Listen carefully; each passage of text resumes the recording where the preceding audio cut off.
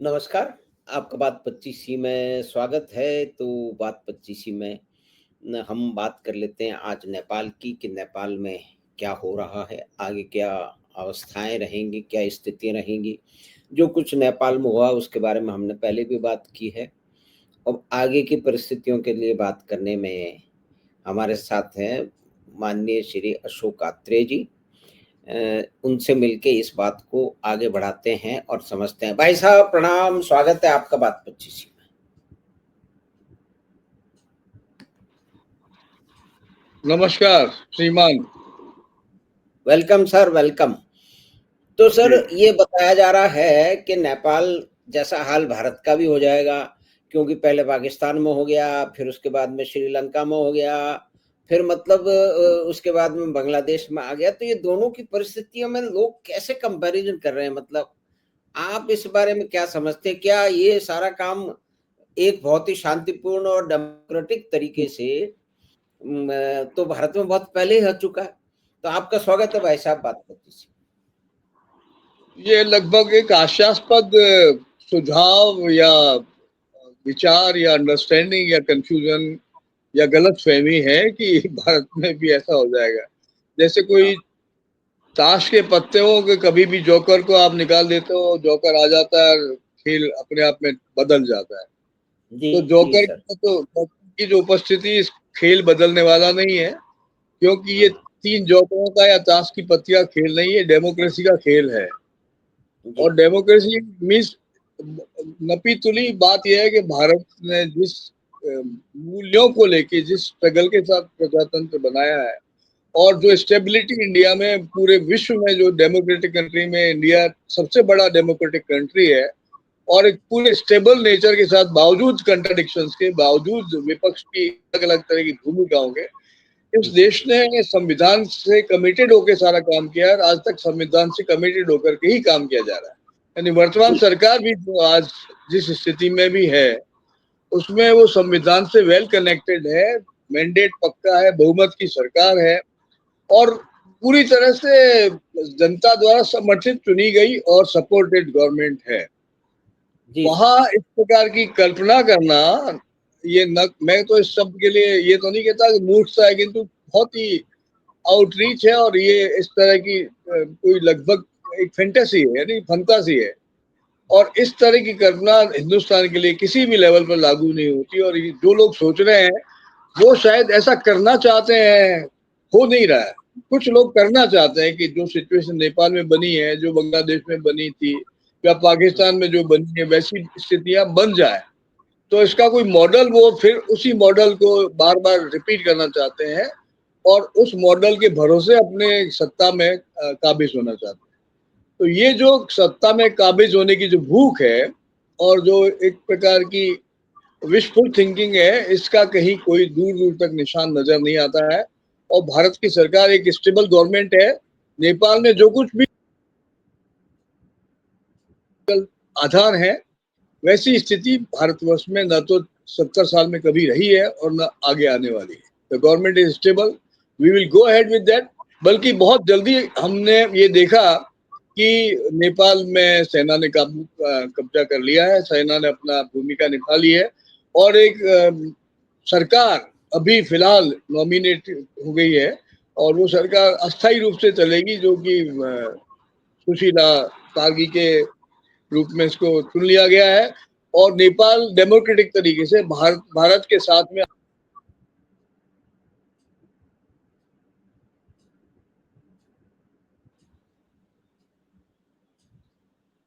Hello, this yes sir, is yes there. Sir. हाँ जी तो sir. I think no problem है, not at all. यदि कोई किसी प्रकार का मॉडल बन रहा है, कोई परेशानियां पैदा हो रही है या की जा रही है, तो इसका कहीं दूर दूर तक ऐसा कहीं कोई संभावना नजर नहीं आती। और ये बहुत ही सामान्य सी बात है, इसको कोई गंभीरता से नहीं ले रहा। यानी इस आंदोलन से भारतवर्ष के आंदोलन का कोई दूर दूर तक कोई रिश्ता नहीं।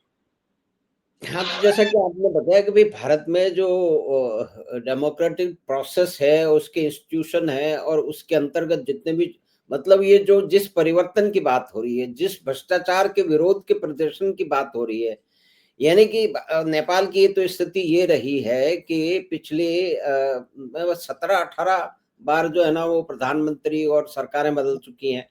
तो एक जी फ्रेजाइल स्थिति रही है, बहुत सारे कारण हैं उसके। तो भारत में वो स्थिति भी नहीं है। मतलब एक-एक करके मैं आपसे निवेदन कर रहा था कि उसपे भी कम। और बांग्लादेश की स्थिति एक बिल्कुल ही अलग है, क्योंकि वहाँ पे एक फंडामेंटलिस्ट रिलीजियस जो एक्सट्रीमिज़्म है, अ, उसने छात्रों के पीछे जाकर के इस तरह का उत्पात मचाया और यहाँ भी विदेश का रोल है और नेपाल में भी विदेश के बाहरी शक्तियों का रोल है।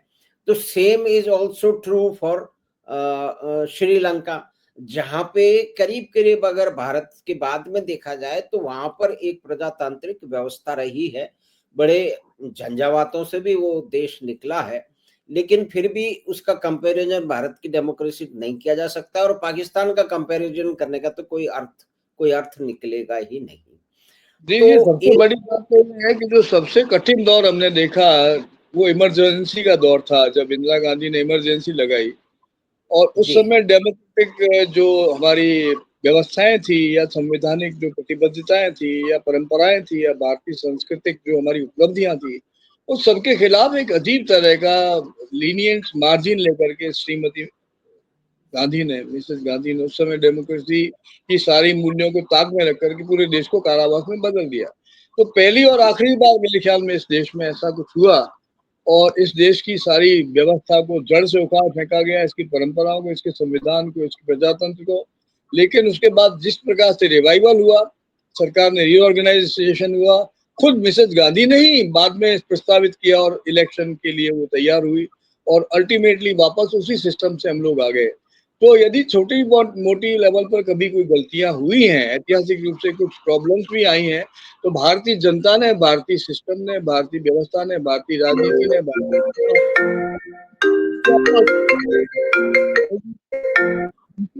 इनमें कहीं किसी प्रकार की कोई परेशानी नहीं है, दूर दूर तक।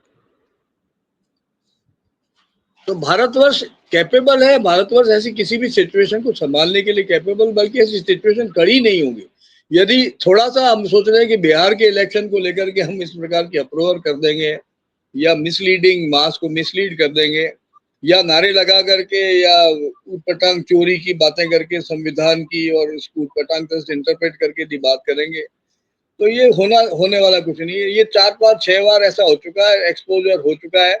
और 14 के बाद जो अभी वर्तमान में बहुमत से बनी सरकार, मोदी सरकार है, बहुत स्टेबल है, there is no problem and किसी प्रकार की आने की कोई संभावना दूर दूर तक नजर नहीं आती। जी सर। तो अभी जो परिस्थितियाँ बन रही हैं नेपाल में और आंतरिक सरकार के लिए जो भारत में पड़ी हुई हैं वो उनको मतलब प्रधानमंत्री बना दिया गया है और आगे के चुनाव की और सारी परिस्थितियाँ होंगी।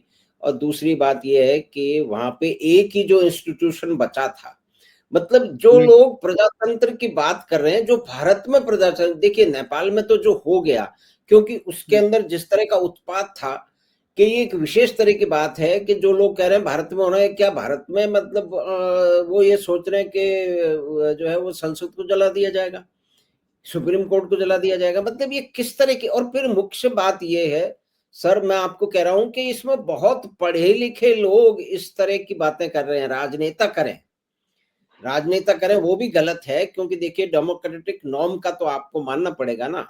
तो जी लेकिन वो एक हमारे यहाँ एक विशेष प्रकार की राजनीति होती है जिसमें जिसको कहते हैं बाई पार्टीजनशिप बिल्कुल भी नहीं है, कि किसी भी नियम कायदे पे जो है वो साथ होने की व्यवस्था नहीं है। वो एक विकृति बहुत ही भयंकर आ गई है।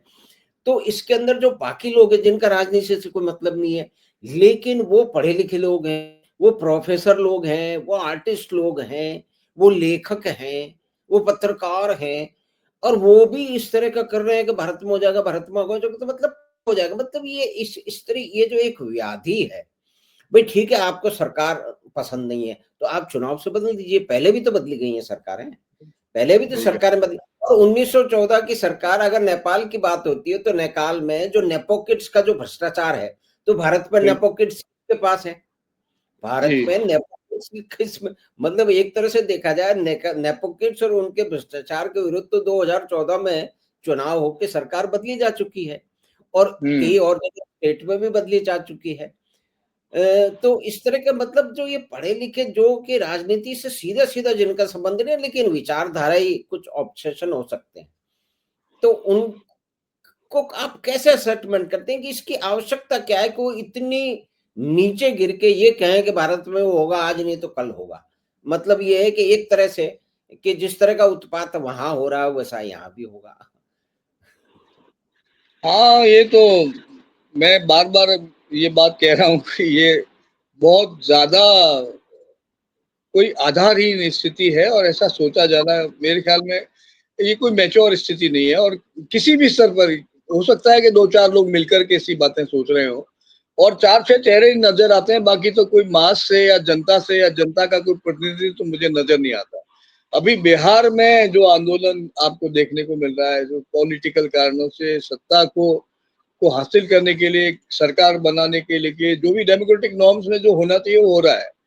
किंतु जिस प्रकार की चीजें उछाली जा रही हैं, जिस प्रकार के नारे, गाली-गलौज, जिस प्रकार की अनडेमोक्रेटिक तरीके से जो बातें सामने आ रही हैं, वो भारतीय संविधान के अनुकूल नहीं है और जनता उनको बहुत कई बार आउटराइटली रिजेक्ट कर चुकी है। संविधान को लेके जो प्रश्न पूछे गए, जो सुप्रीम कोर्ट को लेकर के जो प्रश्न पूछे गए, जो चुनाव आयोग को लेकर के जो सवाल उठाए गए, जो वोट की चोरी को लेकर के जो सवाल उठाए गए, वैसी स्थिति हिंदुस्तान में ना तो कभी रही है ना कभी होगी और ये सारा मैनिपुलेटेड गेम है।